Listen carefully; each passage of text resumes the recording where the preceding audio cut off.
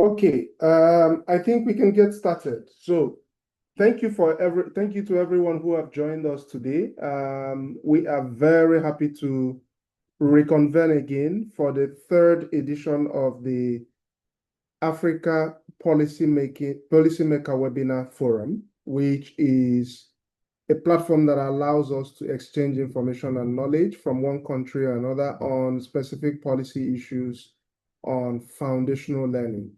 This is the third in about 8 planned series where we hope to exchange across various topics and questions. In the previous 2 editions, we've reflected specifically on the issue of learning and assessment, as well as data for foundational learning. In this edition, we are going to be unpacking specifically the question of language of instruction, looking at specific expert intervention from Dakar, Senegal, from our Francophone angle, and then looking at country case study from South Africa, specifically on the experiences of the Department of Basic Education, delivering foundational learning and leveraging different languages in a multilingual organization. My name is Chinedu Anarado. I am the communications specialist at the Association for the Development of Education in Africa, ADEA. I will be your host or your compare or your MC for today. And my job would largely be to ensure that you have very good experiences, sharing from the knowledge, insight that our panelists or the expert in facilitators are going to be sharing with us. There is interpretation services available. Go to the base of your screen, of your Zoom window, click on the More section where you have 3 dots, and then select the interpretation icon, which is going to be on your on the left-hand side of the window, and then select your preferred language. We have interpretation available in English, French, and Portuguese. I also want to let you know that we will be recording this session, and the overall benefit is to showcase the discussions in this platform or on this session with other persons or policymakers who may not have found it possible to join us today. So please do bear with us. Once again, welcome to the third edition of the Africa Policymaker webinar series, and we will be discussing language of instruction today.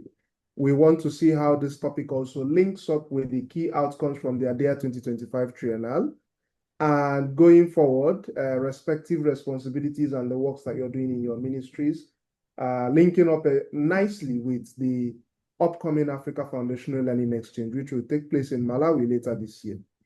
Without much ado, I want to invite the most distinguished Executive Secretary of ADEA, Mr. Albert Nsengiyumva, to get us going for today's session.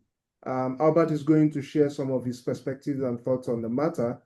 And with that, we can get started. Albert, the floor is yours. Thank you, Chinedu. Thank you for the introduction. I hope you can hear me.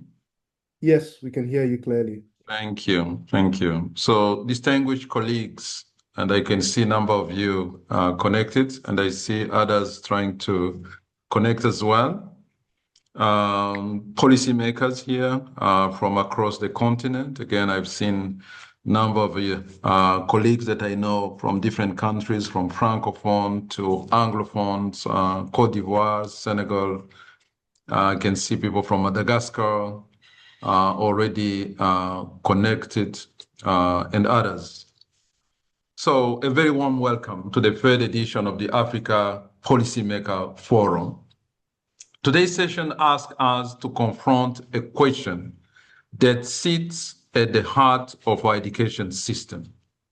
In which language should we teach our children, and why? This is not a technical question. It is a profoundly human one, because behind every language of instruction policy is a child sitting in a classroom trying to make sense of what a teacher is saying and how to translate it into a usable skill. And in too many classrooms across Africa today, that child does not fully understand the language being used to teach them. The research on this point is not ambiguous. Decades of evidence from linguists, cognitive scientists, and educational practitioners consistently show that children learn best when they are first taught in a language they already know and use on a regular basis. The language of their home, the language of their play, the language through which they first understood their world. When we teach foundational skills through a familiar language, children grasp concepts faster, develop stronger reading skills, and are better able to transition to additional languages later. So this is not really an ideology, it is evidence. ADEA, working with other key stakeholders, has been championing this evidence for years, and we stand firmly by it today. We believe that teaching children in a language they understand is one of the most powerful, highest leverage investment an education system can make in foundational learning. It speaks directly to our shared continental commitment, affirmed at the 2025 Triennale and in the ministerial coalition we have built under the Africa Foundational Learning Exchange to ensure that every child achieves foundational skills in the early grades. And yet, something troubling is happening across the continent. We are seeing a reversal. Several countries are moving away from mother tongue instruction and toward languages that the majority of children in early grade do not yet speak. These decisions are being taken for understandable reasons. Concerns about workforce readiness, national cohesion, parental aspirations, and practical complexities of teaching in multilingual systems. We do not dismiss these pressures, but we cannot ignore the evidence of what happens to children learning when those decisions are made too early. That is why this forum matters. This is a space where policymakers and practitioners engage honestly with both the evidence and the realities of implementation. Our role at ADEA and that of our partners at Learning Generation Initiative under EDC and the WorldWorks Hub for Global Education is to help you navigate that space with the best available knowledge and the support of your peers across the continent. Today, we are privileged to have with us Dr. Mamadou Amadou Lee, whose continental expertise on language policy will help frame the landscape. We will also hear from Dr. Stephen Taylor of South Africa Department of Basic Education, who will offer a grounded and honest account of what implementation actually looks like in practice. And crucially, we will hear from you because the insight in this virtual room are as available as any paper we might cite. I would therefore like to close with a simple conviction. Every child who starts school deserves a fair chance to learn.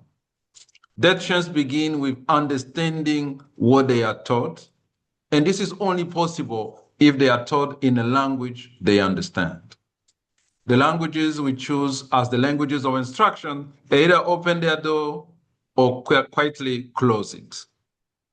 Let us use the next 90 minutes to sharpen our thinking, strengthen our resolve, and take back to our systems the kind of evidence-informed clarity that our children deserve.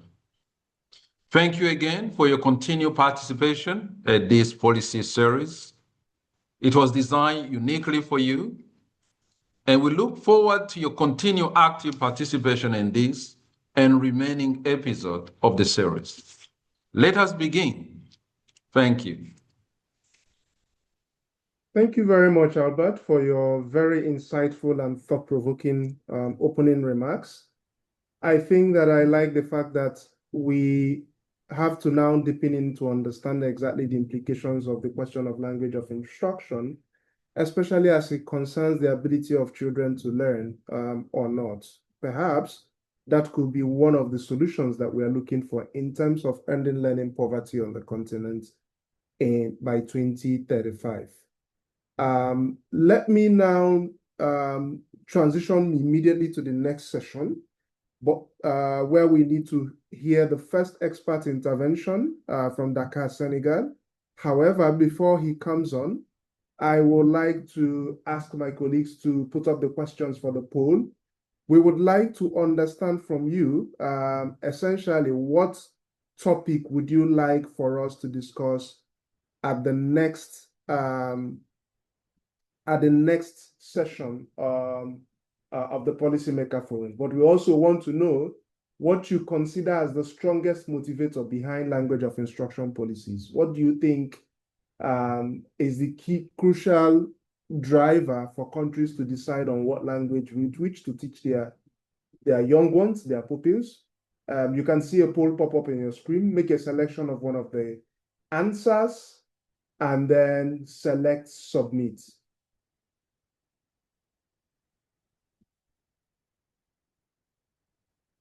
Once you click on it, you will see submit. And then if you're able to do that, the question will go away from your screen, and in that way we can go ahead. But let me ask our controller to please move on to the next screen. I think that as we are filling out the polls, it's my honest pleasure to introduce our expert intervention, our panelists all the way from Dakar, Senegal. Dr. Mamadou Amadouli is the Director General of the Associates for Research in Education and Development. He is also the winner of the last edition of the Yidam Prize for Education. Congratulations to you on that, Dr. Lee. We would like to hear your perspective, your stories and experiences with regards to the language of instruction policy. What currently exists on the continent and how should it be applied, and what would be your expert perspectives? After your session or your presentation, we will have to probably take a couple of questions from panelists. So please prepare your questions, keep them together, and we will give you the floor to ask those questions immediately after his presentation. Let me invite you now, Dr. Lee, pour faire votre présentation. Merci. Merci, Chinedou. Je suis très honoré d'avoir eu cette opportunité d'intervenir dans ce panel de haut niveau. Et très honoré aussi d'entendre tout de suite mon frère Albert, à qui je voue beaucoup de respect et avec qui aussi nous partageons beaucoup de choses communes. Alors, je voudrais dire modestement que je suis un praticien de l'éducation basée sur les langues, avec 35 ans d'expérience dans le domaine de l'alphabétisation et de l'éducation multilingue, où j'ai commencé pratiquement pendant plus d'une quinzaine d'années dans l'éducation non formelle et que je continue toujours à diriger dans mon organisation qui travaille aussi bien dans l'éducation non formelle que formelle. Alors,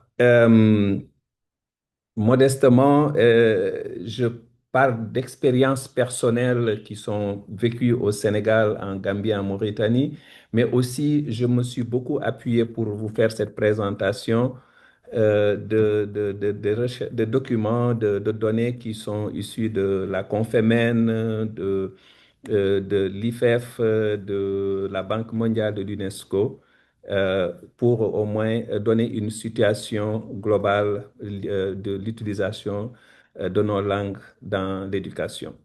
La situation actuelle en Afrique, que je peux dire, est que le paysage continental, il reste très hétérogène.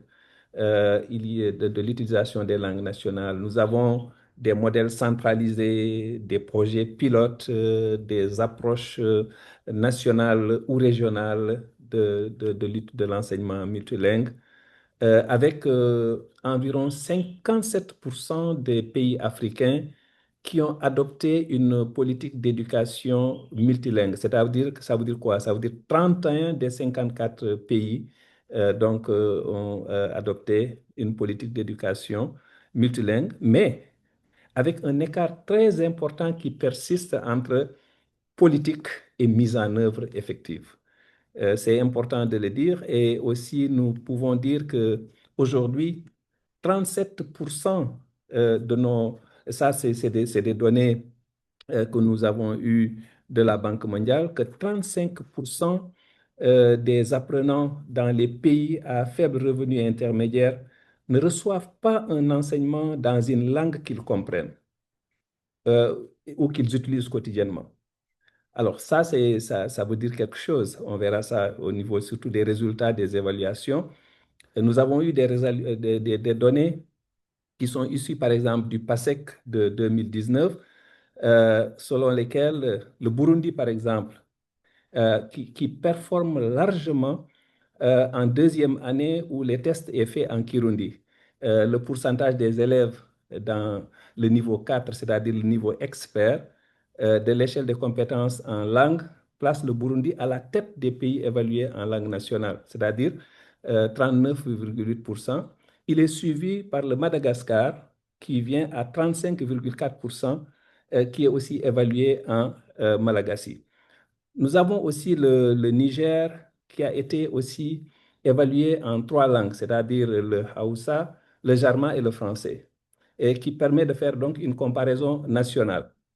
À ce niveau-là, par exemple, nous voyons que il y a une différence significative entre le Haoussa et le français d'une part et entre le Zarma et le français de l'autre part. On voit nettement que les enfants qui ont appris avec la langue nationale ont des résultats nettement meilleurs que ceux qui n'ont appris qu'avec le français. On a essayé de faire la comparaison entre les 2 langues nationales et on voit qu'il n'y avait pas une différence significative. Ça veut dire que les langues nationales n'avaient pas une différence significative, mais elles avaient une différence très significative comparée à l'enseignement monolingue en français. Il y avait aussi, on peut parler aussi aujourd'hui de l'usage des langues nationales et la transition vers une seconde langue. Nous avons un modèle dominant, par exemple la langue nationale enseignée au début du primaire, puis une transition vers une langue seconde qui est le français ou l'anglais ou le portugais qui est une langue internationale. À ce niveau-là, nous voyons aujourd'hui que par exemple dans 23 pays africains, la transition vers une langue, par exemple, une autre langue, intervient avant la 5e année. Et ça, c'est les modèles Early Exit qui sont dits. Alors, mais il y a un débat central qui est là, c'est-à-dire débat entre transition précoce, c'est-à-dire substitutive, ou bien bilinguisme additif, c'est-à-dire que le maintien de la L1, plus une introduction progressive de la L2. L1, c'est-à-dire c'est la langue première et L2, la langue seconde. Et dans ce cas-là, les recherches, en tout cas, recommandent des transitions tardives et progressives pour éviter les ruptures d'apprentissage. Ça veut dire quoi? Ça veut dire qu'apprendre d'abord dans les langues nationales et plus tard introduire la langue seconde, mais maintenir la première langue.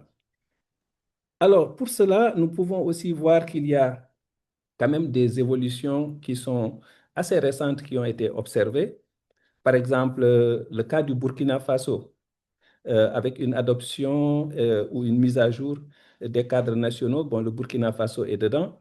Il y a aussi, par exemple, des ajustements des modèles nationaux.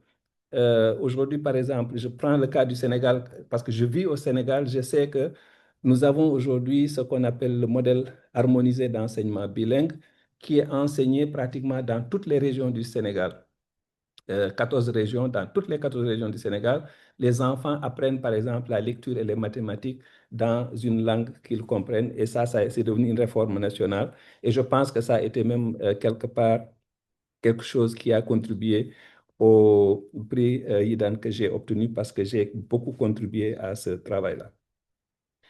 Et nous avons aussi des paysages, donc un paysage progressif, des projets pilotes vers des cadres normatifs nationaux. Là, par exemple, je peux donner, par exemple, quelques études qui ont été faites par l'IFEF et par le ministère de l'Éducation nationale, mais on sent quand même une volonté croissante d'institutionnaliser l'éducation bilingue dans les... Alors, qu'est-ce qu'un dit de recherche? Si on vient au niveau surtout des recherches, on voit qu'il y a un consensus scientifique, comme quoi la langue première favorise les apprentissages fondamentaux. Ça, moi-même, j'ai eu à conduire des programmes où il y a eu des évaluations indépendantes, l'une qui a été faite par Dalberg en 2013, une deuxième en 2019, qui ont démontré cela, mais aussi il y a eu beaucoup d'autres évaluations que nous pouvons aussi citer avec Benson, bon voilà, on peut revenir sur ça. Mais quelque part, ces recherches montrent que les modèles additifs, c'est-à-dire que quand la L1 est maintenue et que la L1 est rajoutée, que cela produit des meilleurs résultats académiques à long terme. Et ça, on a des études qui ont montré cela. Maintenant, la transition précoce, et c'est ça qui est le plus utilisé dans les pays, les gens qui commencent juste la langue première, juste pour arriver à introduire la langue seconde et même à un certain moment abandonner. On dit que ça, c'est vraiment, ça peut fragiliser la littératie et la compréhension des élèves. Un autre élément aussi de la recherche qui a été quand même des recherches internationales, c'est par rapport à l'alignement entre le curriculum, la formation et l'évaluation. Vous voyez des pays qui enseignent dans les langues nationales et les évaluations en national se font en langue seconde, donc le français ou l'anglais, etc., ou le portugais. Et ça aussi, ça crée des défis sur lesquels nous reviendrons plus tard. Mais malgré tout, on peut parler des facteurs de réussite. Aujourd'hui, si nous arrivons à dire que l'utilisation des langues nationales, est-ce que c'est quelque chose qui marche? Est-ce que c'est quelque chose qui est possible? Oui, c'est possible, ça marche et il y a des éléments qui ont été réussis. C'est par exemple aujourd'hui la formation initiale et continue des enseignants. Nous avons des expériences qui sont très intéressantes. L'IFEF en a parlé, l'UNESCO. Et nous, au Sénégal, nous savons aussi que c'est un domaine où au moins aujourd'hui il y a des réussites. La disponibilité des matériels d'enseignement-apprentissage en langue nationale. Moi, personnellement, dans ma structure, je travaille avec le ministère de l'Éducation nationale du Sénégal où nous produisons des documents dans 8 langues nationales et le français, et des documents de qualité. Et il n'y a pas de différence entre le document en Wolof, en Pulaar, en Serer, en Diola, en Soninké, en Manding. Et nous savons que c'est aujourd'hui quand même un facteur de réussite assez important. Et il y a aussi la planification linguistique fondée sur les données sociolinguistiques. Ça, parce que beaucoup de gens se posent des questions, mais comment on va choisir une langue dans une école où les gens parlent telle langue et telle autre langue? Tous les problèmes qui sont liés à ça, mais aujourd'hui, nous savons que quand même, il y a euh, des choses assez très bien réussies dans le domaine et nous pouvons y revenir pour montrer comment dans certains pays, les gens ont pu réussir à le faire et ne pas créer des difficultés aussi bien au niveau de l'école que de la communauté. Et nous avons aussi aujourd'hui quelques dispositifs d'évaluation alignés avec les modèles bilingues. Et ça aussi, nous avons aussi vu qu'il y a des facteurs de réussite à ce niveau. Et le financement durable ainsi que l'accompagnement institutionnel. C'est très variable d'un pays à un autre, mais nous savons qu'il y a des modèles qui ont aussi réussi. Par contre, je terminerai par les défis qui sont des défis persistants. Aujourd'hui, nous avons constaté qu'il y a un manque de ressources financières pour la mise à l'échelle. Le plus souvent, la Banque mondiale en a parlé en 2021, mais nous avons vraiment beaucoup de nos pays qui construisent un peu leur modèle sur des financements externes. Nous avons vu, par exemple, quand l'USAID, par exemple, s'est arrêté, comment cela a affecté certains pays qui étaient vraiment dans une perspective de mise à l'échelle. l'insuffisance ou l'inégale disponibilité des matériels didactiques. C'est vrai qu'au Sénégal, nous avons eu à y travailler, mais nous sentons aussi que dans certains pays, compte tenu du niveau des langues, de leur travail et tout ça, il y a quand même quelques défis encore qui persistent. Et un autre défi très important, c'est la pression sociale en faveur des langues internationales. Et ça, même chez moi, au Sénégal, aujourd'hui, nous sommes en train de réfléchir comment introduire l'anglais depuis la première année, etc. Alors que, quelque part, il y a d'autres qui disent, ah non, il faut d'abord commencer par la langue que les enfants comprennent et n'introduire les langues, la seconde et la troisième que beaucoup plus tard. Donc ça aussi, cette pression-là fait que les communautés, les parents, les décideurs peuvent avoir des positions qui peuvent être un peu difficiles. Et c'est là où on peut parler d'un autre défi très important, c'est l'acceptabilité politique et sociale des réformes linguistiques, qui est vraiment un défi très important que certains arrivent à régler à travers des communications assez fortes et tout ça, mais le défi est encore là. Globalement, c'est comme ça que je vois un peu plus ou moins, puisque je me limitais simplement à donner la photographie de ce qui se passe actuellement. Je peux toujours revenir sur plein de ces choses en donnant plus ou moins le vécu, ce que nous avons vu, ce qui a marché, où il y a les difficultés. Mais je vous remercie de votre aimable attention. Merci. Oh, sorry. I was speaking to myself without realizing I was on mute. Apologies for that. Thank you, Dr. Mamadou, for your interventions. I think that you've made very interesting observations, including the persistent challenges that we are seeing and things that countries need to navigate. We are looking at how do we include this in the question of language in teacher training and teacher professional development. How do we factor that in the materials development that supports teaching and learning? We need to use data in determining exactly how we plan for language in classes.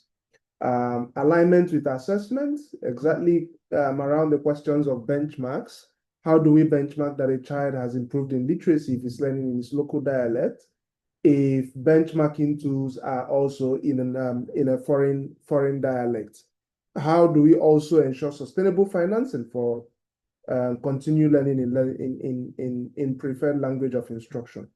We also need to address the question of financial resources, improve the availability of teaching materials in these languages, and then ensure that there's a social and political acceptance for what we do. So I will say thank you for sharing some of your thoughts and perspective.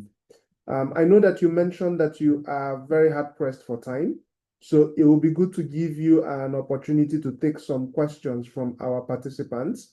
So I will try and see if there are any questions that you can immediately answer so that you can leave when your time comes. So if you have any questions based on the presentation that we have just listened to, please do come in and then I'll call on you to open your mic, ask your questions to Dr. Lee. We have just about 3 to 5 minutes at most to take it. So let me see if anyone is interested in coming through. I'll be waiting.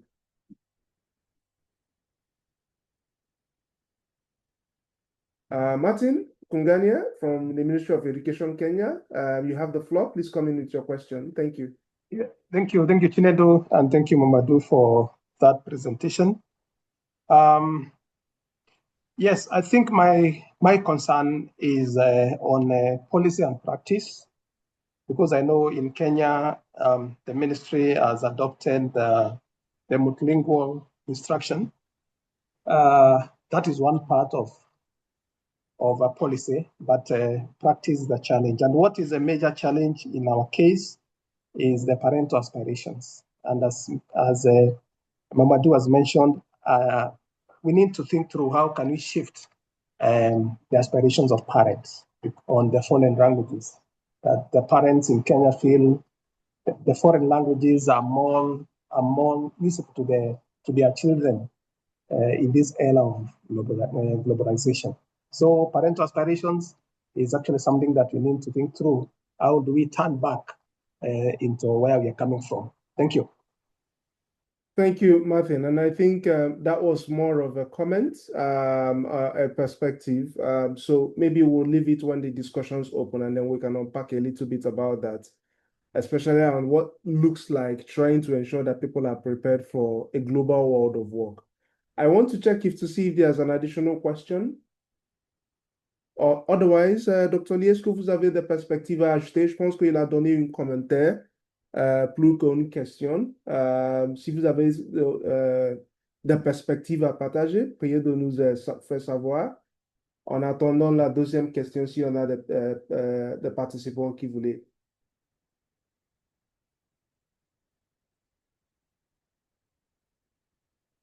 I see also Effa on the comment section. Financial resources follow constitutional provisions. Should the languages be in the Constitution too for political support and funding?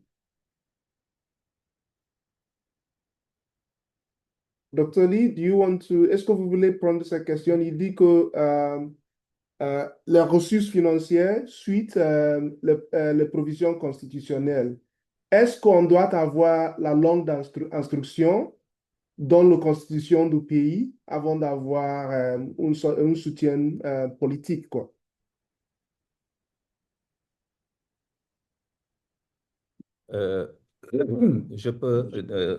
Déjà, je peux répondre ou bien j'attends les questions? Je pense que vous pouvez répondre et puis si on a plus de questions, on prend ça. Il y en a une deuxième question, mais je vais vous inviter de répondre à la première et puis on passe à la seconde. D'accord. Je remercie vraiment celui qui a posé cette question. C'est très important. L'inscrire dans la Constitution montre quelque part la volonté politique. Et je pense que ça peut être dans beaucoup d'instruments qui sont nationaux, dans lesquels on peut traduire cette volonté politique dans les documents politiques au niveau national et des documents politiques éducatifs. Mais ça ne suffit pas. Ça ne suffit pas. Je peux donner le cas du Sénégal, où pratiquement c'est inscrit dans la Constitution depuis la Constitution de 2000, donc 26 ans aujourd'hui, avec l'arrivée de Abdoulaye Wade qui a inscrit les langues nationales, toute langue qui a été codifiée peut être utilisée comme langue nationale et peut être utilisée à l'école, etc., dans l'alphabétisation. Mais cela n'a pas suffi pour que finalement l'État mette la main dans la poche pour financer cela. Donc, quelqu'un a parlé tout de suite des parents, mais de tous les acteurs.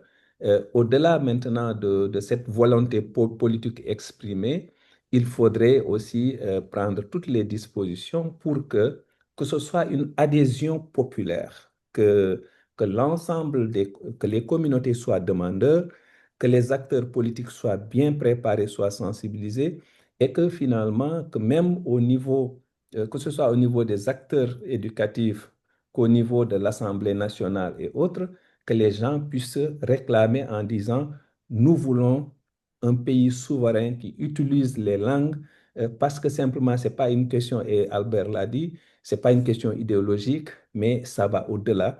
Et c'est très important. Et donc, pour nous, nous dépensons des milliards dans l'éducation où nous avons toujours des résultats qui ne sont pas au point et que nous avons besoin d'investir pour améliorer le système éducatif. Et aussi bien donc au niveau des budgets de l'État, avec beaucoup de plaidoyer qui doit être fait pour que soit inséré, introduit, intégré, mais aussi au niveau même des partenaires techniques et financiers qui accompagnent, que ce soit aussi quelque chose qui soit mobilisé pour réussir cela. Donc, oui, la volonté politique, mais elle ne suffit pas. OK. Il y a une deuxième question. Il s'agit de comment traiter le cas des pays où plusieurs langues sont parlées, comme au Ghana. Et je pense que cette question, notre expert de l'Afrique du Sud va aborder ça, mais vous pouvez vous partager avec nous votre perspective avant de voir les soumissions de Dr. Taylor après. Merci beaucoup. Moi, je vais toujours me fonder, pas simplement sur la recherche, mais sur la pratique, sur ce que nous vivons, ce que j'ai pratiqué, même chez moi, dans mon pays, et qui aujourd'hui fonctionne. C'est-à-dire que nous avons un pays, par exemple, le Sénégal, un pays qui a 24 langues. Il y a d'autres, c'est comparé aujourd'hui au Cameroun, qui a des centaines de langues, c'est autre chose. Mais au moins, ça montre la pluralité linguistique et que ce n'est pas une question d'avoir une seule langue pour l'ensemble du pays. Et donc, il y a des dispositions à prendre pour que les langues qui doivent être à l'école soient des langues qui sont suffisamment préparées pour aller à l'école. Au Sénégal, c'est toutes les langues, ces langues qui ont été codifiées, considérées comme langue nationale, constitutionnellement, sont reconnues comme des langues qui peuvent aller à l'école. Mais dans le système éducatif, nous avons défini des critères. Une langue ne sera introduite que si elle est suffisamment préparée. C'est-à-dire que c'est une langue où il y a la production d'écrits, il y a la grammaire, l'orthographe, les conjugaisons. Il y a plein de choses qui font que c'est une langue qui peut être opérationnelle, qui peut véhiculer les apprentissages et qu'il y a une adhésion aussi des communautés et des populations. Mais ce qui est important à noter ici est que le choix de ces langues n'est pas lié au fait que voilà, on est en train de faire la promotion d'une langue au détriment d'une autre, mais que ce sont des langues qui sont utilisées parce que les enfants apprennent dans ces langues, ils les comprennent. Et c'est ça qui va guider le plus le choix de ces langues. Travailler avec une langue que les enfants comprennent pour lever la barrière linguistique liée à l'apprentissage. Et après, maintenant, viendra véhiculer les valeurs, les cultures et autres et tout ça. Mais c'est d'abord enlever d'abord cette barrière et en faire des langues de scolarisation. Et pour cela, donc, il y a un certain nombre de critères à remplir, il y a un travail à faire et il y a aussi tout un mécanisme pour le choix de ces langues dans les écoles parce que vous venez dans un milieu, dans une école, il n'y a pas forcément que les locuteurs d'une seule langue qui sont là à une diversité, mais comment choisir la langue qui pourrait être une langue de communication comprise par l'ensemble des élèves. Et ça aussi, nous avons des expériences qui ont montré que ça marche. Mais il y a toujours des défis. Il faut qu'il y ait une adhésion des communautés. Sinon, vous pouvez vous retrouver avec des parents qui vont même sortir leurs enfants de ces écoles pour les amener dans une école où les enfants apprennent la langue internationale. Merci. Il y a une troisième question, mais il ne s'agit pas directement, il n'est pas lié directement aux questions de la langue d'instruction. Mais il dit, selon vous, quels sont les principaux goulots d'étranglement empêchant l'amélioration des apprentissages fondamentaux malgré la disponibilité des données? Et je pense qu'il s'agit des données d'apprentissage et la question d'amélioration de l'apprentissage, même quand on discute ici la question de la langue d'instruction. Mais si vous avez une ou deux perspectives à ajouter, pourriez de nous faire savoir votre connaissance. Je sais que vous devez quitter pour l'autre engagement, mais une dernière réponse et puis on avance. D'accord, merci beaucoup. Je pense que déjà, la langue d'instruction est un facteur d'amélioration, mais il n'est pas seul, il n'est pas unique. Il y a aussi les approches, les méthodes d'enseignement et il y a un certain nombre de priorités à mettre quand on veut construire une éducation où des enfants ont, dès le début, quand même une bonne fondation pour pouvoir construire tout le reste de leur citoyenneté. Et nous avons vu aujourd'hui que dans nos pays, euh, certains, bien qu'il y a un débat entre les approches structurées, les approches qui ne sont pas structurées, mais aujourd'hui, on sent quand même qu'il y a des évidences internationales qui ont montré que les enfants qui apprennent surtout les apprentissages fondamentaux, il y a par exemple aujourd'hui les pédagogies structurées qui sont assez importantes, la pédagogie qui est basée sur les besoins de ces enfants pour qu'ils apprennent selon leurs besoins, des remédiations qui peuvent être faites pour qu'on facilite l'apprentissage à des enfants en difficulté. Il y a un certain nombre de facteurs qu'il faut prendre en charge au-delà de la langue d'instruction. si on veut avoir de très bons résultats. Merci, merci. Merci, Dr. Mamadouli, pour votre expérience, pour votre perspective et d'avoir trouvé le temps de partager ces expériences avec nous. Je pense qu'on aura une grande opportunité, peut-être pendant l'événement de Flex, pour bien discuter tout ce qui concerne la langue d'instruction avec un grand nombre de parties prenantes.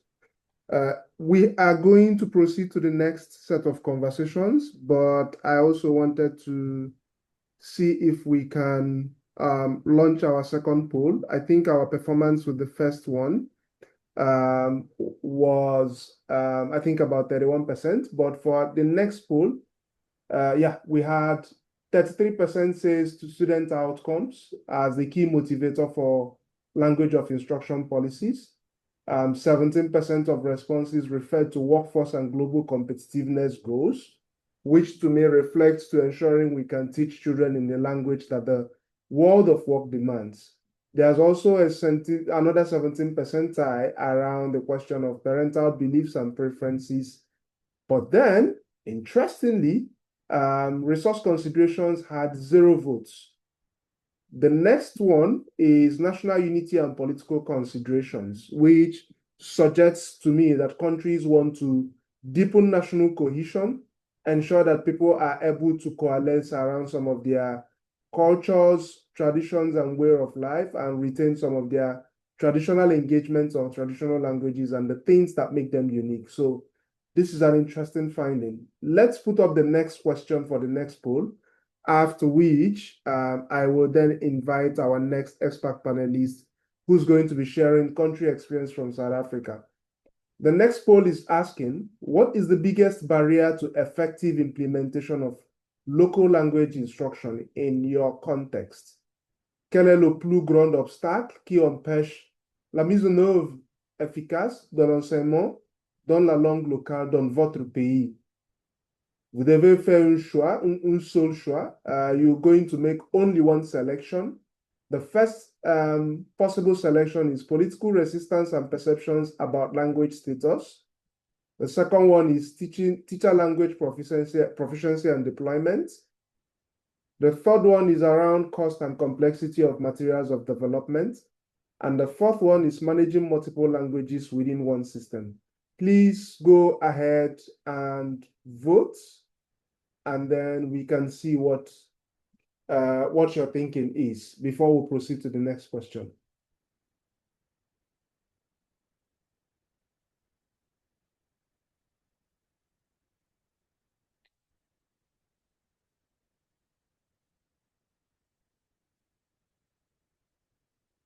For the next presentation, we are privileged to have Dr. Stephen Taylor, who is speaking to us all the way from San Francisco, from the margins of the Comparative and International Education Society Conference, the annual CIES conference.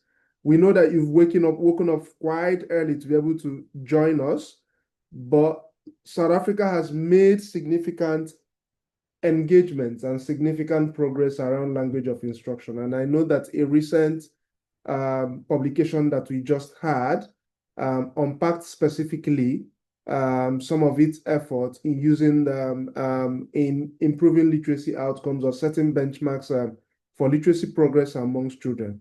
And these are some of the efforts that we are deeply invested in as a key official from the Department of Basic Education. So we'll be very excited to get your insight, your perspectives, and your thoughts around this issue. Therefore, I'd invite you to please make your presentations, and then we can share some of your reflections right after. Wonderful.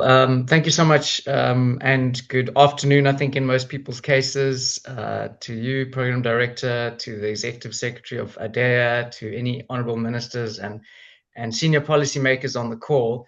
Thank you so much for the opportunity to share with you today. I just want to check that you are hearing me clearly and seeing my slides. Is that correct? Yes, we can see your slides. Yes, thank you. And we can hear you clearly as well. Wonderful. Right. So as mentioned, my name is Stephen Taylor. I work in the South African Ministry or Department of Basic Education. There, I'm the Director for Research, Monitoring and Evaluation. So you'll see in my presentation, I'm a researcher. I look at it in a particular way with a focus on evidence and what we're learning. And so it's great to speak to you today about the topic of language, specifically language of learning and teaching in our context. So in the presentation, I'll try to cover a few things. Firstly, just to share a little bit about our context, how we're doing in terms of our education outcomes, the language context in which we operate, and then the language and education policy as well as practice, because those are slightly different things actually.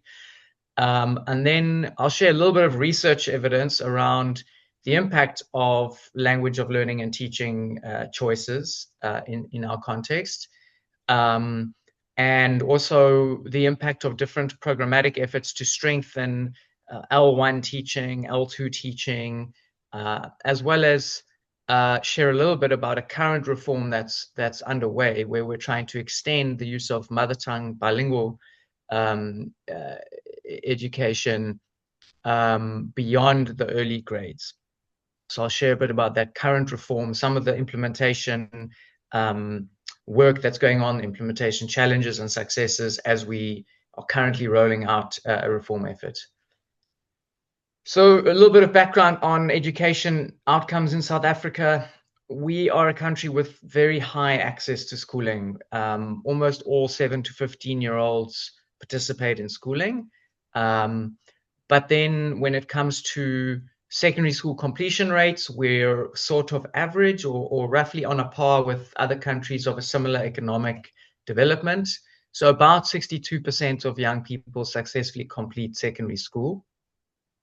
But when it comes to the quality of learning outcomes, especially in the early grades and in primary school grades, we know we have a significant challenge in this area. So we have quite low outcomes, especially when we participate in international assessments like TIMSS and PEARLS. In the SACMEC assessment, we're usually a little bit above average amongst the 14 or 15 education systems that participate in Southern and East Africa. Importantly, though, as much as we do have quite low and unequal learning outcomes in South Africa, we have seen some improvements over time as well. So things are moving in the right direction, which is something that often gets forgotten in the media, where whenever we sort of do poorly in an international assessment, I think people forget that things are slowly improving nonetheless. And then, of course, language challenges and language complexities are a contributing factor.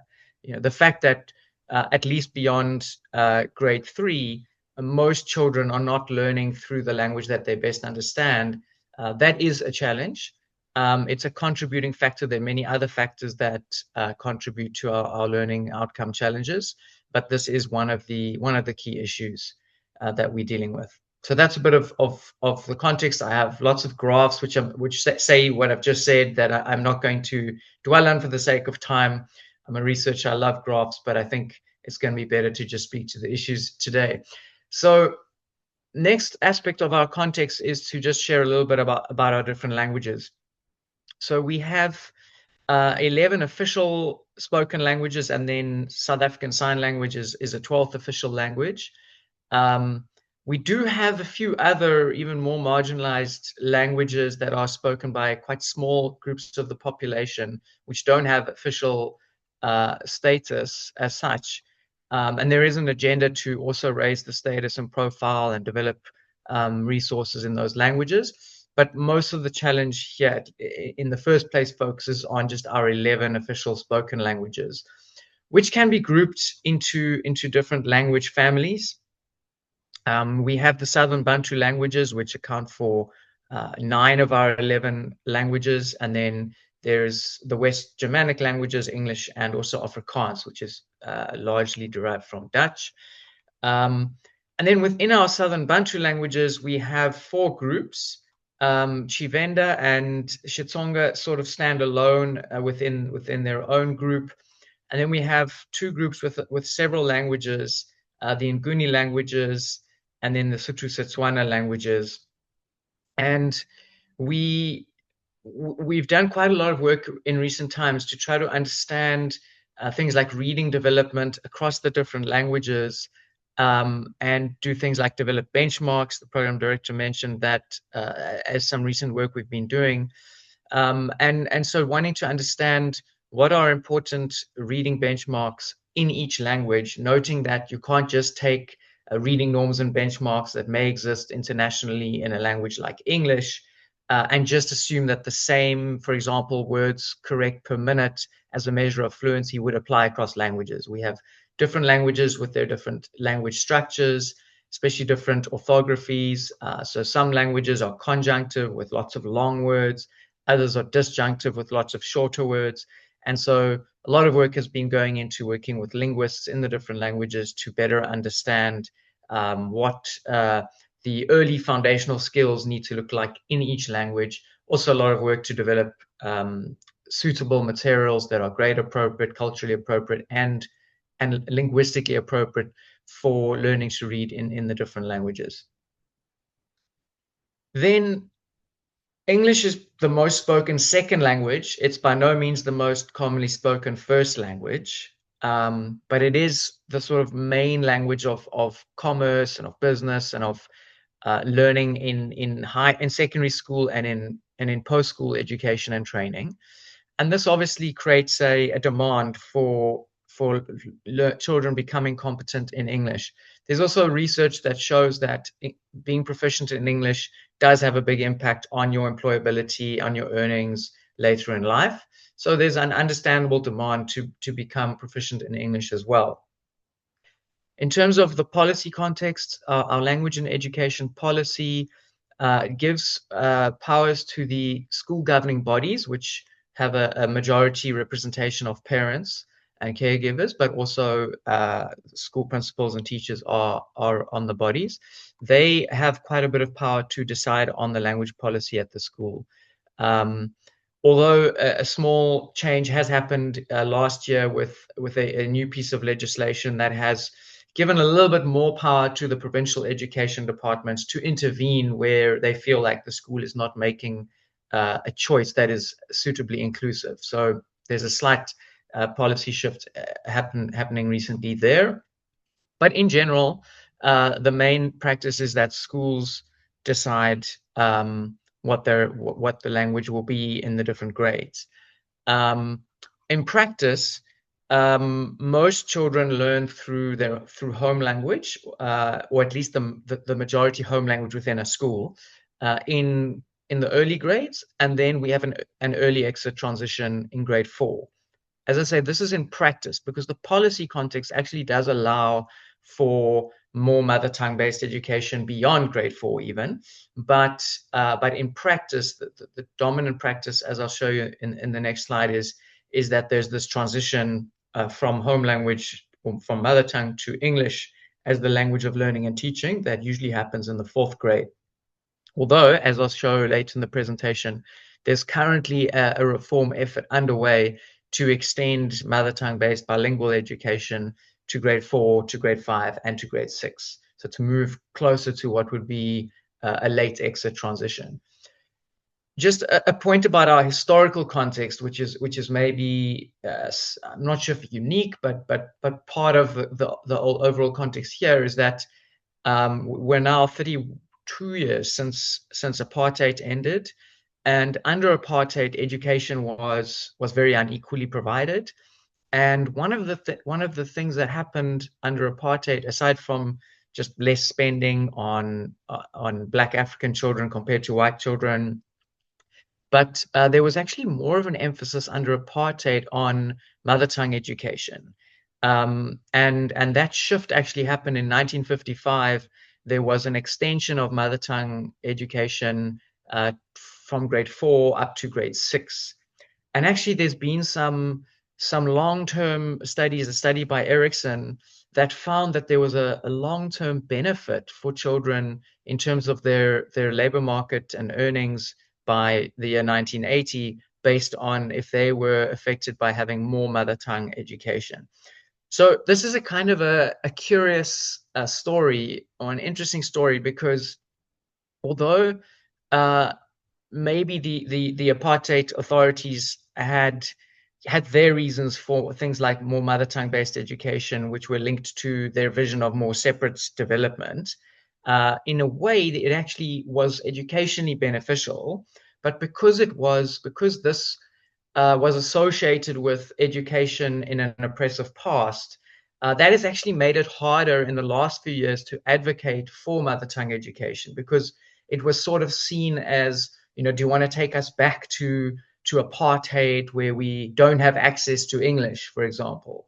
So it's been a sort of an ongoing legacy, the sort of negative association with the oppressive history in South Africa. It's in some ways made it a bit harder, though I think in recent years we're coming out of that, and there is more broader support, I think, for increased mother tongue education currently. So that's an interesting part of our story and context as well. So this graph shows for all the grades, grade R, which is the preschool year, all the way to grade 12, what the language of the percentage of children with each language of instruction. And what you can see is that in grade R, 1, 2, and 3, you have a lot of different languages of instruction. And this reflects that usually mother tongue is used as the language of instruction in the first 3 grades. But when you get to grade 4, you see the dominant language of instruction becomes English, and a little bit of Afrikaans, and then very small amounts of schools which are using mother tongue even in grades 4, 5, and 6. Currently, as I say, the reform effort is trying to shift this so as to make grade 4, 5, and 6 look a little bit more like the first few grades. But of course, this transition in grade 4 is a very disruptive and difficult transition to navigate.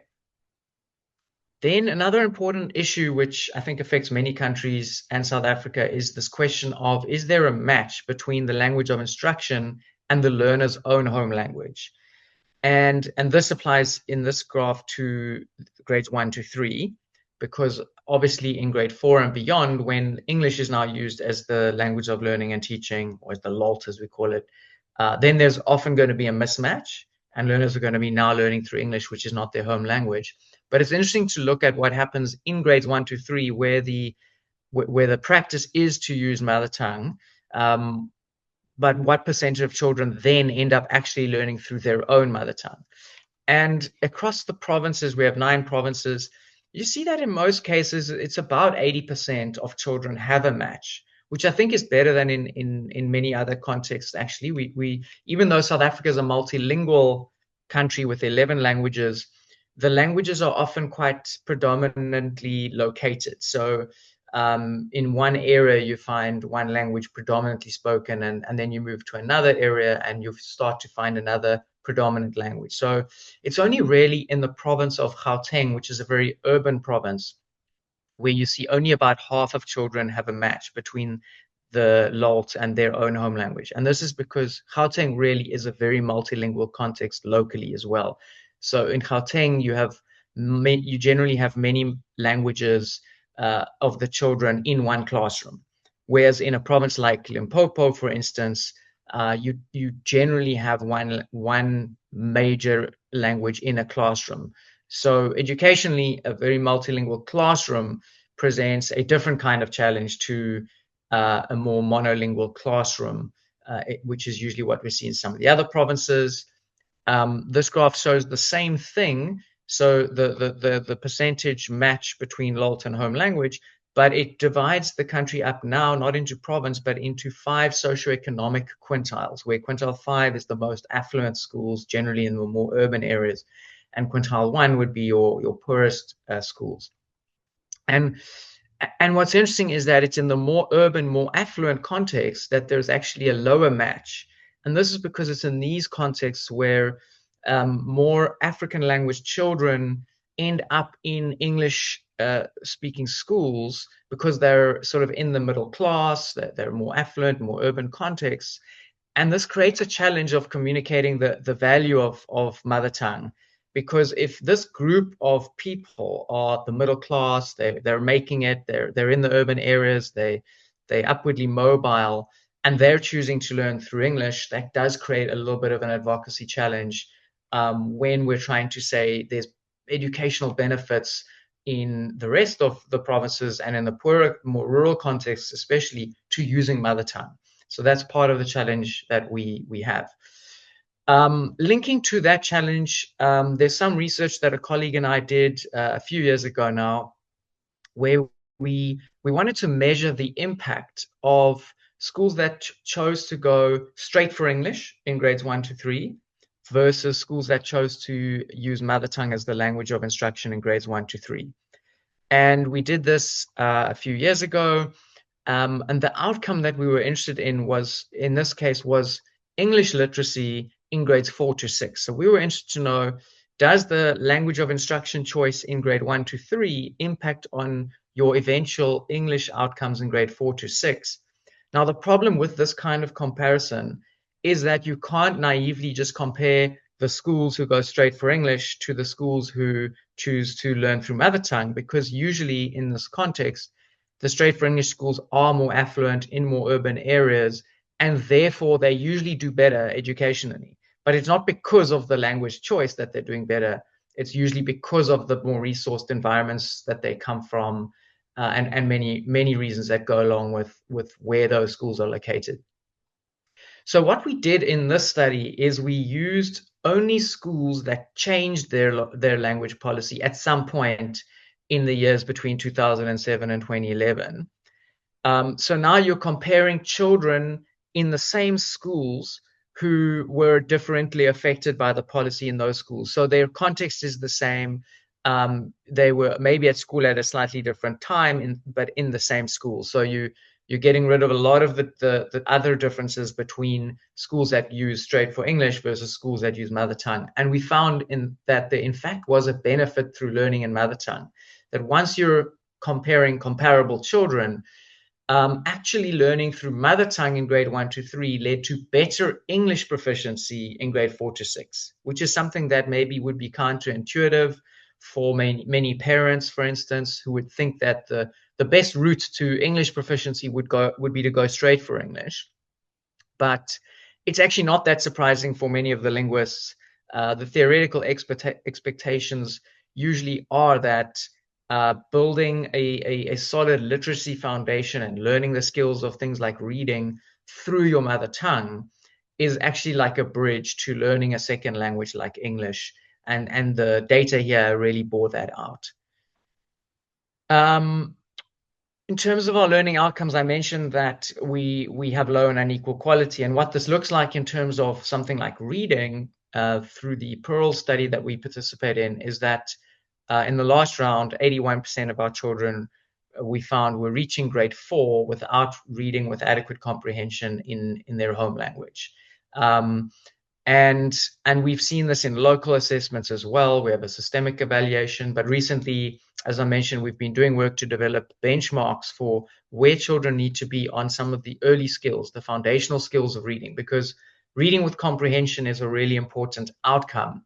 But that builds on a range of skills. It builds on oral language skills like vocabulary, but it also builds on decoding skills like letter sound knowledge, blending letters together to form words, and then crucially becoming fluent in decoding so that you are not slowly decoding letter by letter, word for word, so slowly that by the time you eventually finish a sentence, you've forgotten what the sentence is about. So the idea is that fluency is really important so that you read fluently enough so that you can start to devote your attention to reading with meaning. And what is the passage talking about? Do I agree with it? How do I interpret what I'm reading?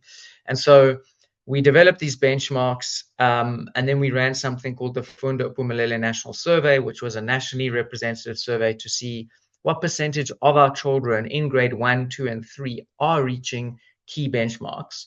And the results confirm that the problems we see in things like PIRLS or SACMEC with low comprehension in grade 4 or 5 or 6, these problems start earlier on in grade 1, 2, and 3 with children being delayed in terms of these foundational reading skills.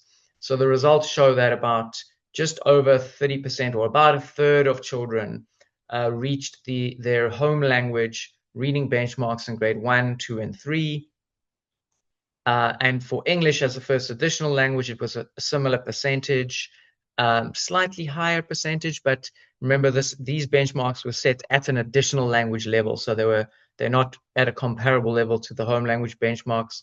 This doesn't mean that children read better in English than in home language. In fact, their home language reading is definitely stronger than their English reading, but the benchmark is set at an additional language level. So the challenge this confronts us with is that by the time this transition happens at grade 4 to English, children have neither learned to read effectively in their home language nor in English. And so this is a real educational challenge at the grade 4 level.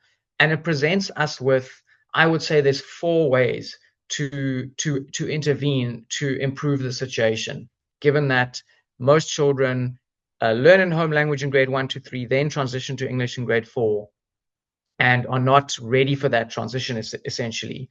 There are 4 things that one can do, and we've actually done research on all of these 4 things. So the first thing one might do is to try to have a kind of an English catch-up program at grade 4. So at the point of transition, try to catch children up as much as possible, so that you kind of give them a boost just as they need to start using English as the language of learning. That's the one approach you could do. The second approach you could do is to support home language teaching in grades 1 to 3, so as to build a stronger bridge to a second language later on. A third approach could be you could do interventions to really support learning English as an additional language in grade 1 to 3. And the policy context is that in grades 1 to 3, you do home language literacy as one subject and you do English as an additional language as another subject. But the question is, given limited resources, where is it going to be most strategic to intervene? And lastly, you could try to extend the use of mother tongue and have a later transition. And this, as I say, is something we're currently trying. These first 3, as the research section in the department, over the years, we have run experimental research on each of these approaches. And what we found was that, unfortunately, the English catch-up program that we evaluated through a very rigorous impact evaluation had no significant impact. It didn't really manage to improve children's English. The conclusion that we drew from that was that children were the bigger constraint was actually learning the skills of reading in their home language, and just trying to catch them up later, it was possibly too late. The home language intervention did have a significant impact, and in particular here we did a structured learning program which consisted of lesson plans aligned to the curriculum, additional reading materials to support reading in home languages, and on-site coaching to teachers. So quite an intensive intervention, and it had a positive impact on home language reading outcomes. But interestingly, it also had a positive spillover benefit to English reading outcomes. So this is again a similar story to the earlier research about language of instruction differences, where better home language learning in the early grades actually supports learning similar skills in English.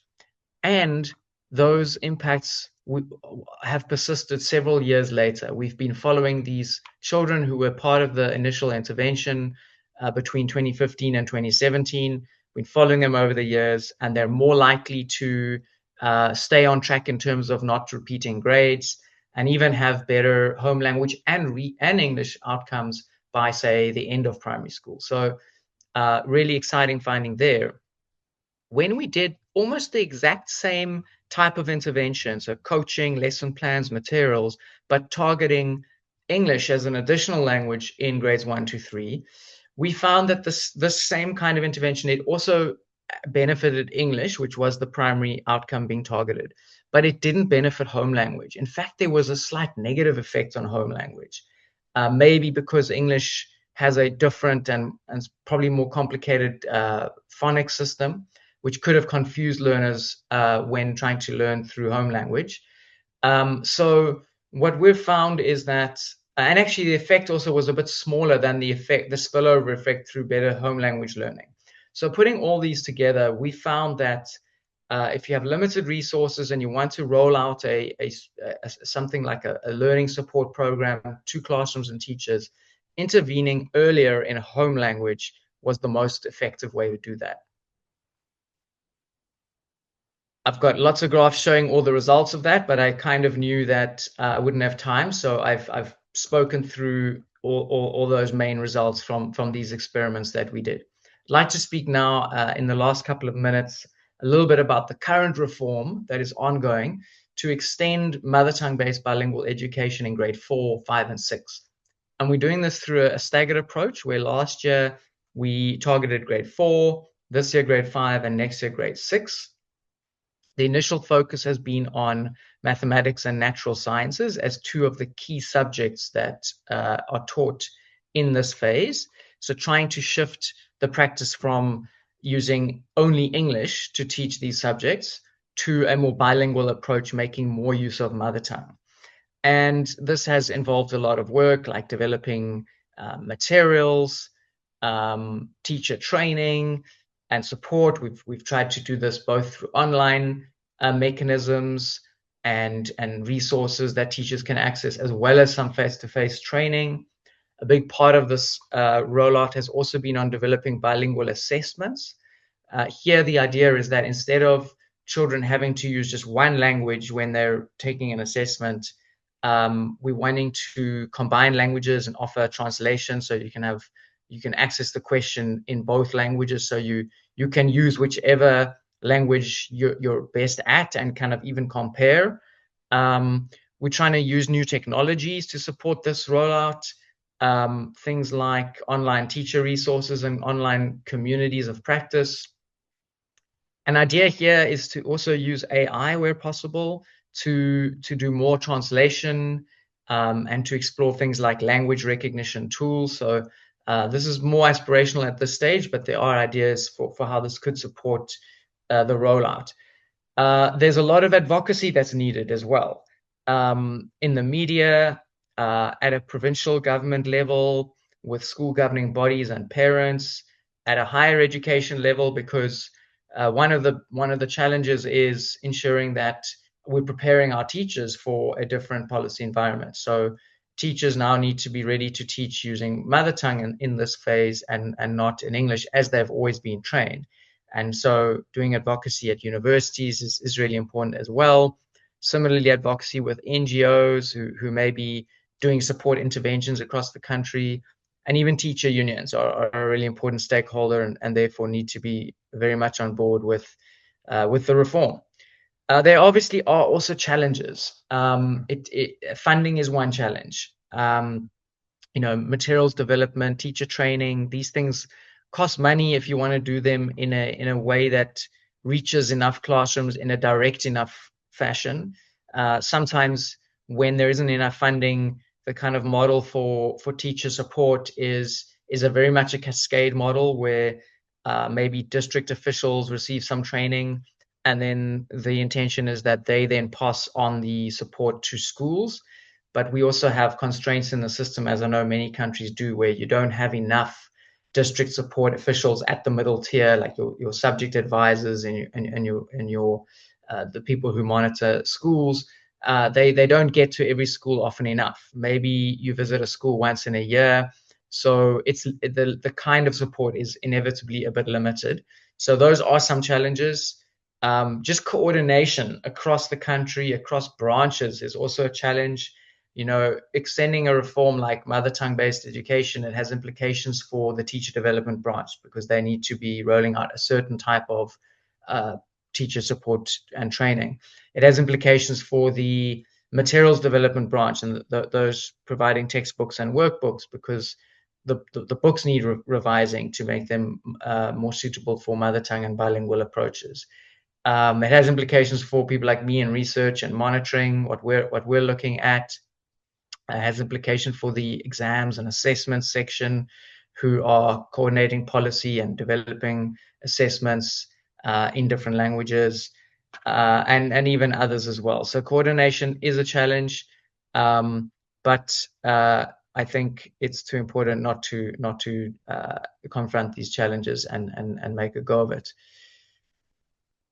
In conclusion, I think there's a lot of evidence, especially from African context, that children learn best in the language they most understand. In some ways, that's sort of a logical point, an obvious point, but it's important to communicate that even if parents are concerned, say about the more commonly spoken language like English or French or Portuguese, that learning through the language children best understand is often the best route to even a second language acquisition.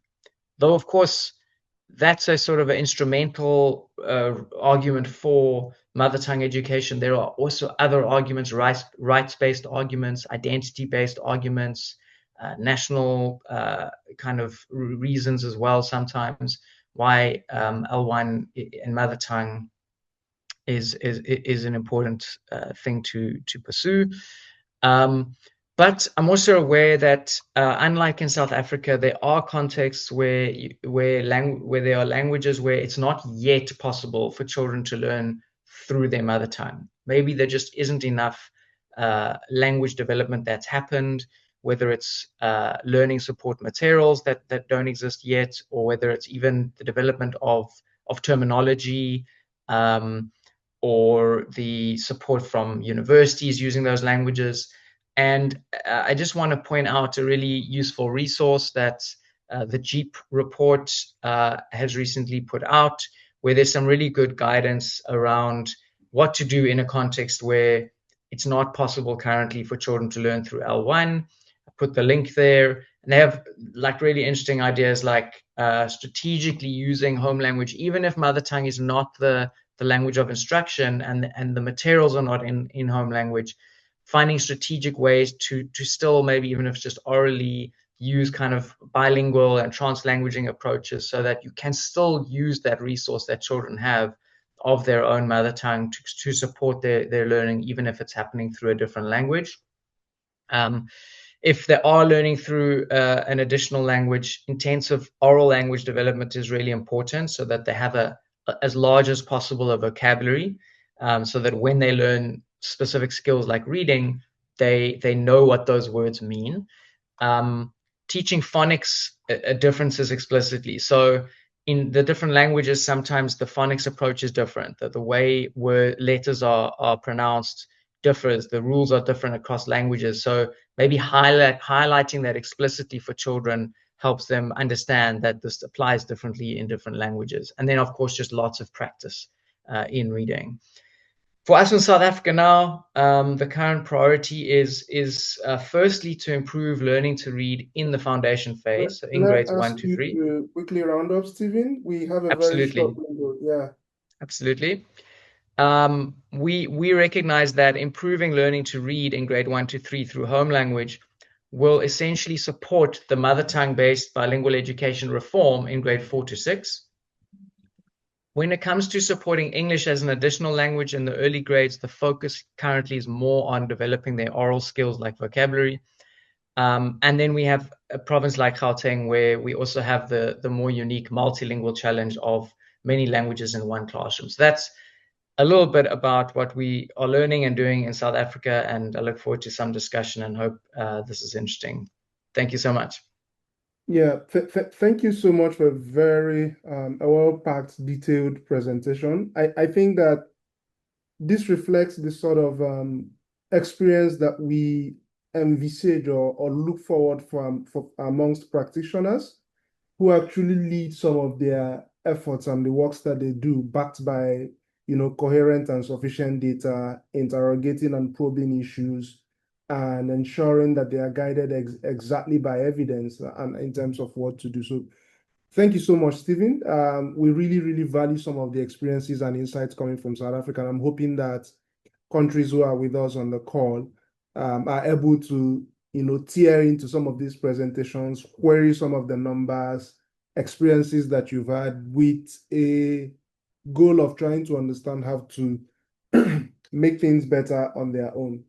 I want to say that we have very little time left to go. So effectively, we would like to take a couple of questions. If I get between 3 and 5, I think that's a good number.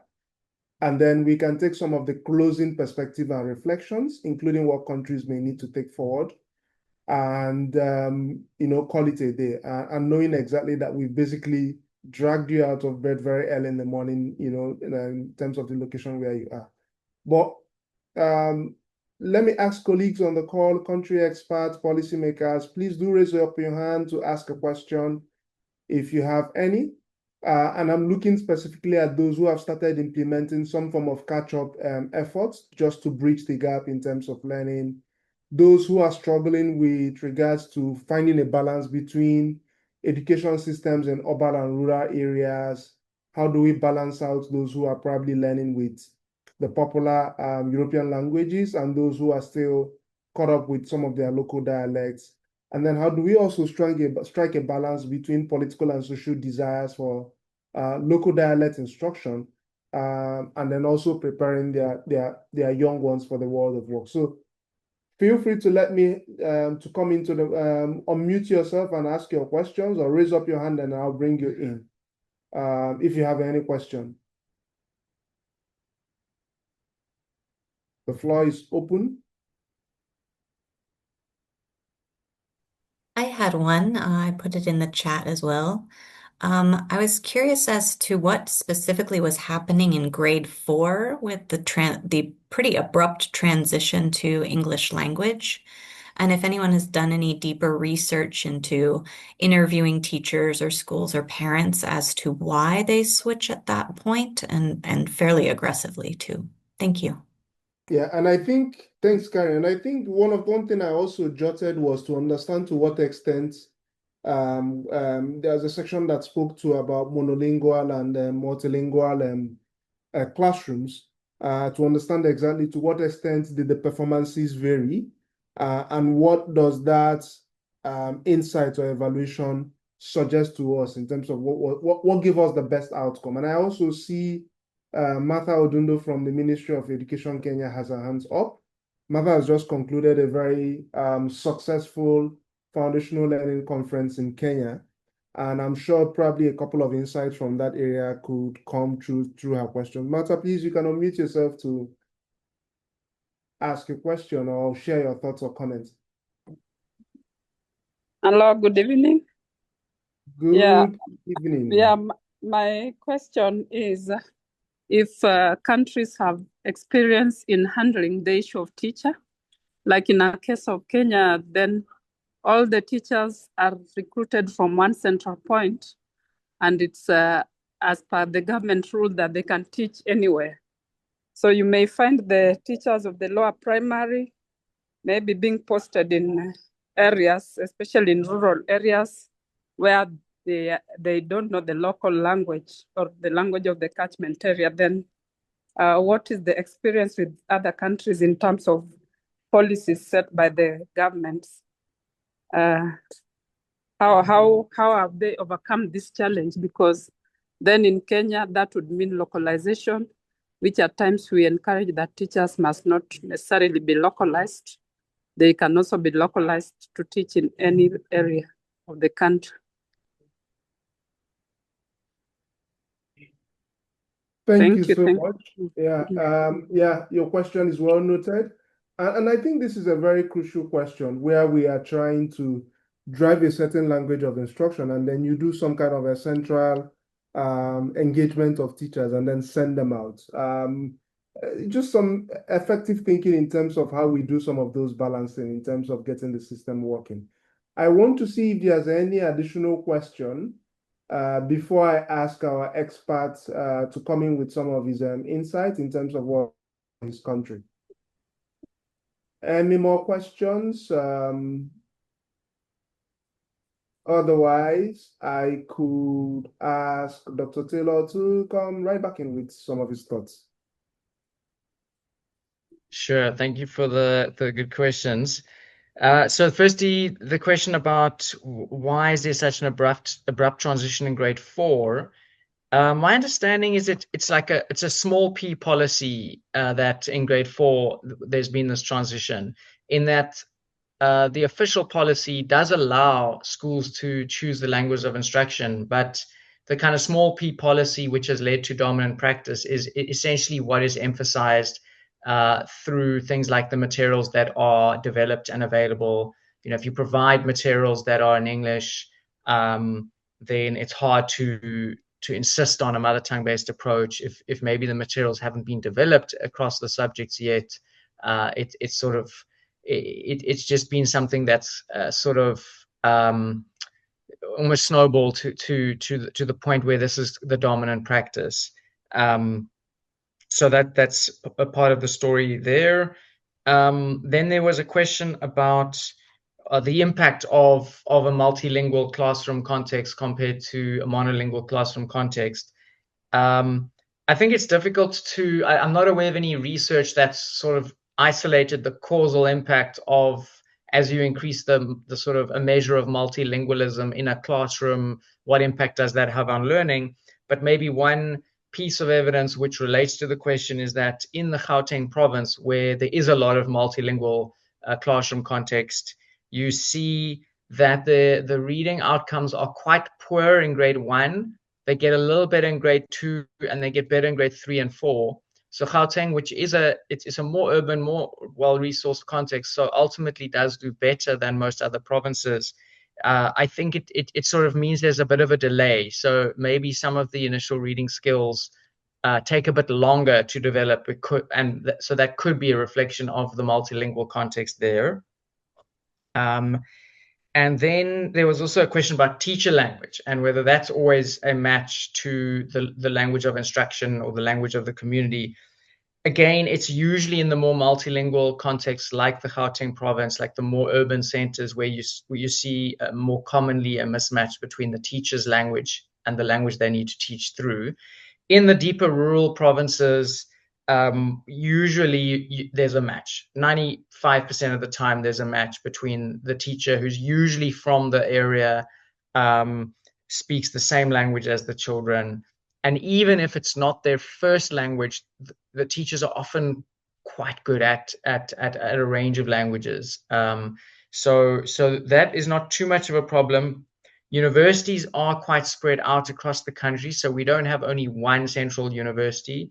We do have universities even in the deep rural context. So there are at least one university that would specialize in each of the languages, or at least would when I say that, would prepare teachers for specializing in each language. But there's more work that needs to be done on things like how do you teach reading in that language. That needs more work.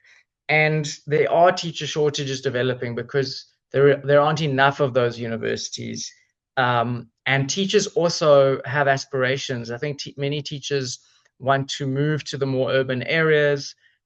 So even if the universities are producing a teacher who speaks a language, say a language like Sepedi, those teachers may want to move to a more urban context where they may end up teaching English or in another language. So I think there are still some teacher shortages when it comes to specific languages. And this is important to understand because I think usually when we do teacher supply and demand studies, we just look at the overall numbers of teachers retiring every year and the overall number of teachers graduating from universities every year. And we say, are we producing enough teachers? And the answer there is yes, we probably are. But if you drill down to specific languages that teachers have been prepared for, and you relative to the demand for children who are going to be learning through those languages, then we have some shortages in certain languages that we need to address. Yeah. Thank you. Okay. Yeah, thanks. And I think that one central way to also address that is to include the specific agreed languages that countries have focused on as part of the training process. In the end, where you would also have a challenge is making very rapid switches from one language to the other, like we've seen across some countries. I think there's a need for us to actually establish a clear direction in terms of what we use. And then if something is emerging, we then have to figure out what to update in the teaching practice curriculum, but also how to make the transitions happen. Thank you so much. There's one more question in the chat that speaks to financial barrier. The insight I have derived from the first and second presentation is that the use of L1 promotes higher learning outcomes. However, finance has always been the challenge. How do we overcome this financial barrier? And I link this to the question we had following the first presentation about question about financing and budget being something that is more constitutional than anything.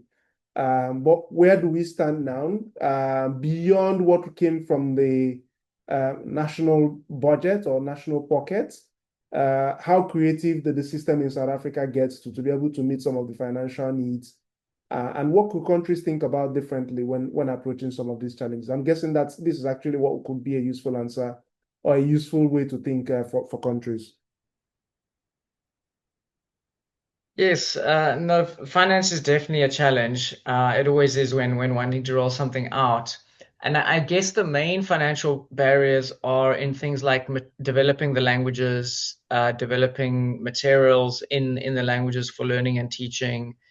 That's probably the main one. Maybe to some extent providing in-service training and support for teachers on how to teach through mother tongue if you've made a recent policy shift in that area. But the materials themselves, once developed, the cost of printing and distributing materials should be similar, whether you're distributing English materials or mother tongue materials. And so it's probably a great thing that one could approach donor support on, because sometimes donors, especially in the current environment where there's maybe just less aid funding and donor funding going around, it's hard for donors to fund things to fund implementation itself. So to pay for all your textbooks to be printed and delivered, but donors may be able to fund something strategic like the development of new materials, the development of things like multilingual dictionaries and glossaries, specific tools and training and materials to support a transition to increased mother tongue use. So I would say that this is exactly the sort of thing that many donors would be interested in doing.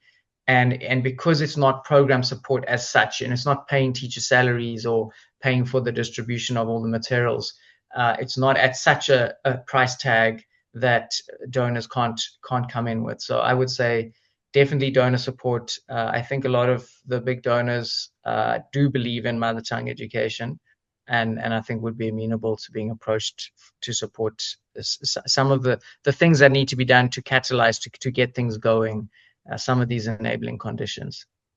Excellent. Thank you. And in the end, having said all that, what we are looking for, like we say, when you're eating the chicken, what we are looking for is meat, not bone. Essentially, we are looking to get more African children leading well, learning well, and building the right sort of foundational skills that will help them from now until when they become very productive members of the society.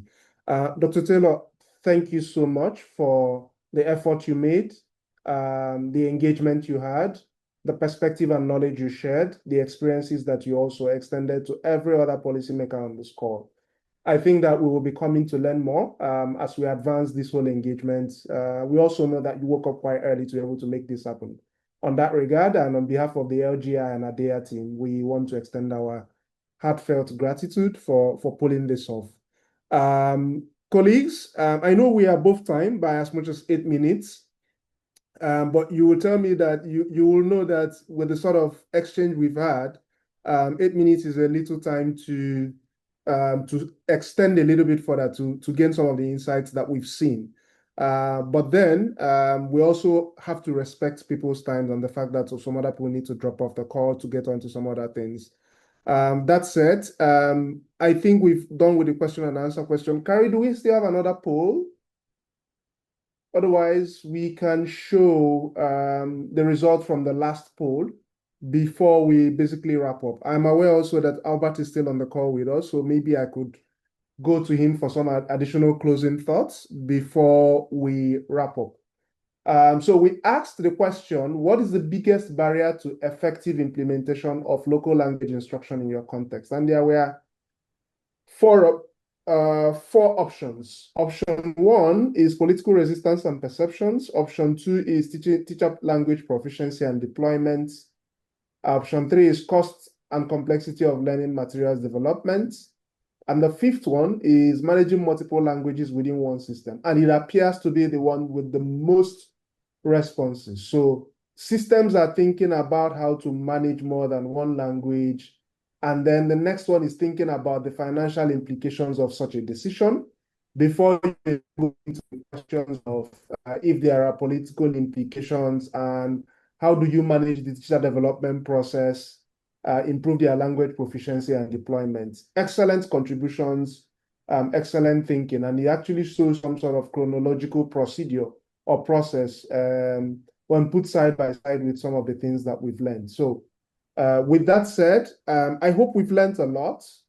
I hope that we've learned what this entails, the process it entails. My key takeaway is to encourage countries not to be in a hurry to make some of these decisions, but think through it clearly, because there are significant implications in terms of learning outcomes, but in terms of resources required to transition from one language to the other. In the end, the focus has to be on what the child wants to be able to become a strong, prepared human being, willing to add socioeconomic value to our lives, to our countries, and to our continent.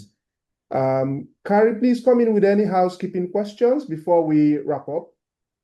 No questions, just thank you to everyone. There will be a survey at the end that will pop up. If you could respond to the survey, we would greatly appreciate everyone's feedback. Yeah, and then I'll pass it over to Albert to close for us. We are privileged that you stayed on with us until the end. I know how It's busy really you a are. pleasure for me, and to be honest with you, I've learned a lot. There's so much really to learn from this, and I would like to start by thanking everyone who participated and who contributed to this important webinar. Let me also express gratitude to our partner, the LGI EDC, that we've been working together for the last couple of years. So thank you for this continued collaboration.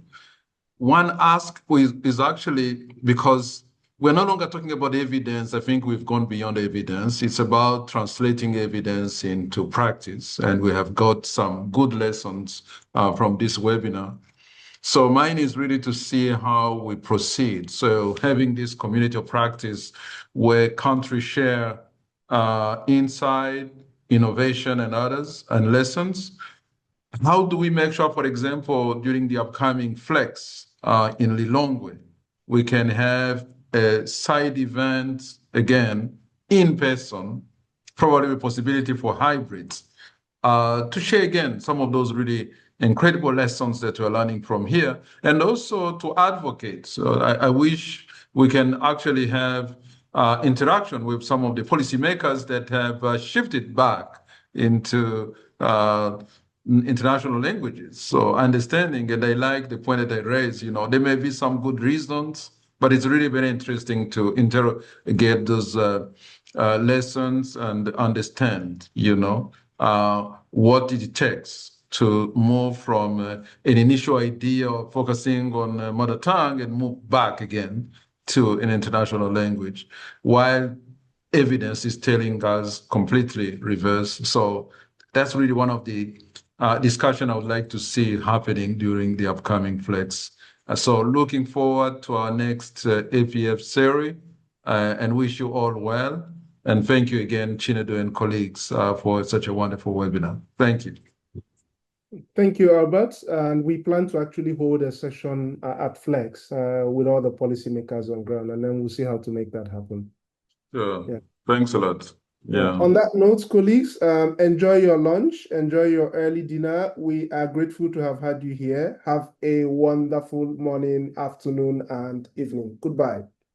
Thank you. Thank you.